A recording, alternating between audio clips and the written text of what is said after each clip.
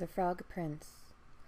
Long ago, when wishes often came true, there lived a king whose daughters were all handsome, but the youngest was so beautiful that the sun himself, who has seen everything, was bemused every time he shone over her because of her beauty.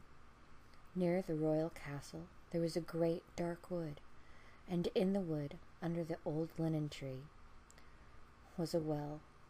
And when the day was hot, the king's daughter used to go forth into the wood and sit at the brink of the cool well, and if the time seemed long, she would take out a golden ball and throw it up and catch it again, and this was her favorite pastime.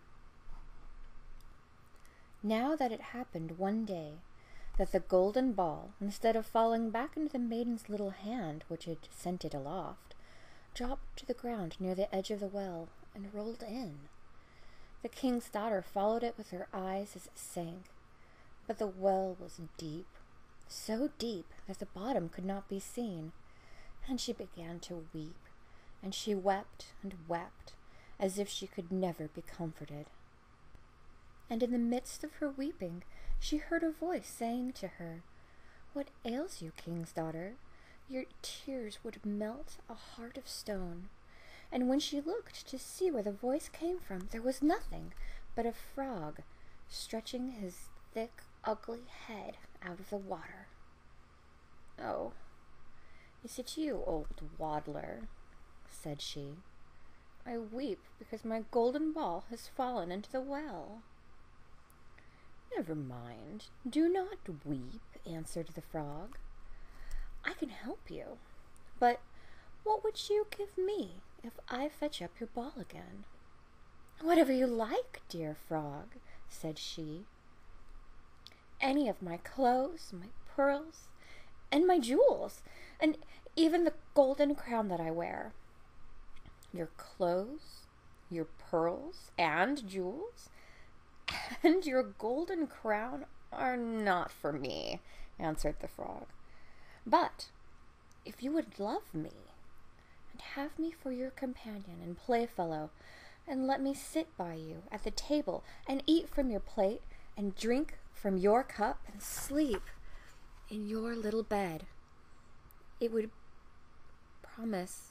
would promise all of this, then I would dive below the water and fetch you your golden ball again." "Oh, yes," she answered. "I will promise it all, whenever you want, if you will only get me my ball again."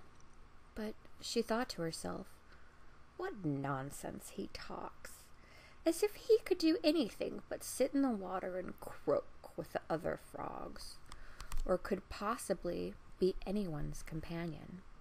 But the frog, as soon as he heard her promise, drew his head under the water and sank down out of sight. But after a while he came to the surface again with the ball in his mouth, and he threw it on the grass. The king's daughter was overjoyed to see her pretty plaything again, and she caught it up and ran off with it. "Stop! Stop!" cried the frog. "Take me up too. I cannot run as fast as you." But it was no use, for croak, croak after her as he might, she would not listen to him, but made haste home, and soon forgot all about the poor frog, who had betake himself to his well again. The next day, when the king's daughter was sitting at table with the king and all the court, and eating from her golden plate, there came something pitter-patter up the marble stairs, and then there came a knocking at the door, a voice crying, "Youngest king's daughter, let me in." And when she got up and ran to see who it could be, but she opened the door, and there was nothing but a frog sitting outside. Then she shut the door hastily and went back to her seat, feeling very uneasy. The king noticed how quickly her heart was beating, and said, "My child, what are you afraid of? Is there a giant standing at the door, ready to carry you away?" "Oh, no," answered she, "no giant, but a horrid frog."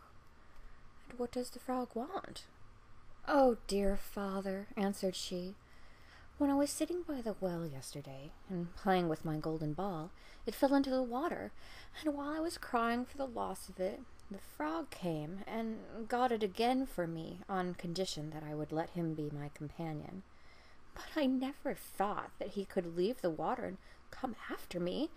But now, there he is, outside the door, and he wants to come in to be with me."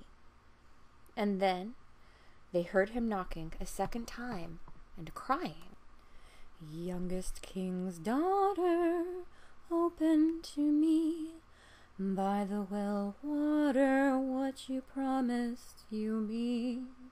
Youngest king's daughter, now open to me."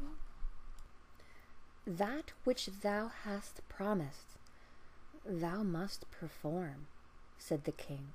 "So now go and let him in." So she went and opened the door, and the frog hopped in, following at her heels till she reached her chair, and he stopped and cried, "Let me up to sit by you." But she delayed doing so until her father ordered her. And once the frog was on the chair, he wanted to get on the table, and there he sat and said, "Now push your golden plate a little nearer, so that we may eat together." And so she did, but everybody might see how unwilling she was, and the frog feasted heartily, but every morsel seemed to stick in her throat. "I have had enough now," the frog said at last, "and as I am tired, you must carry me to your room and make ready your silken bed, and we will lie down and go to sleep."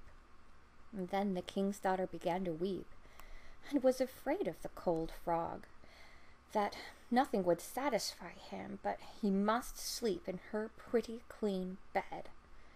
Now the king grew angry with her, saying, "That which thou hast promised in thy time of necessity must thou now perform."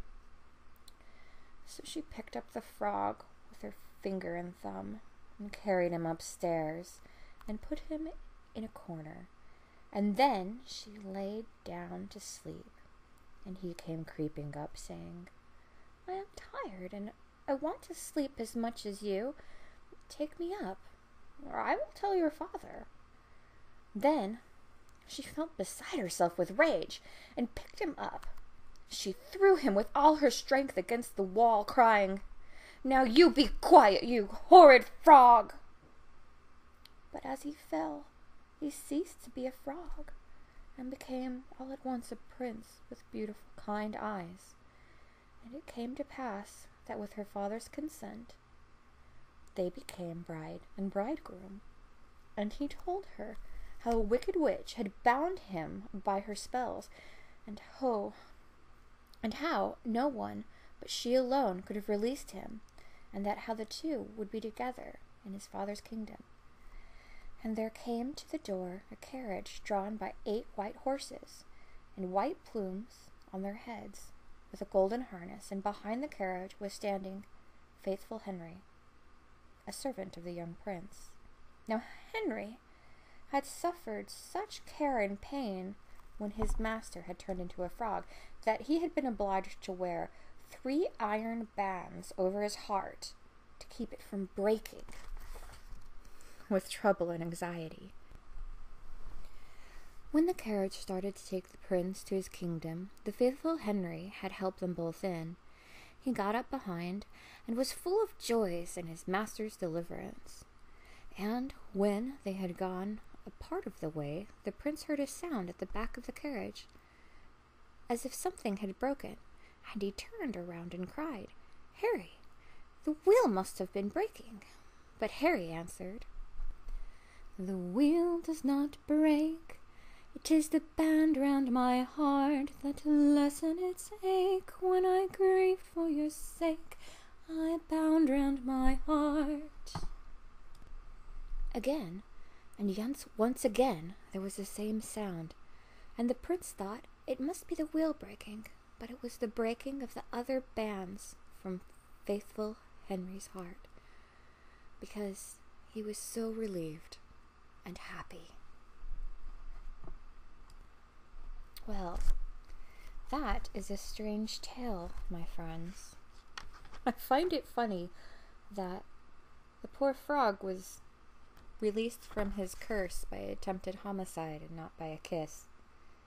But we can't all have a kiss all the time, can we?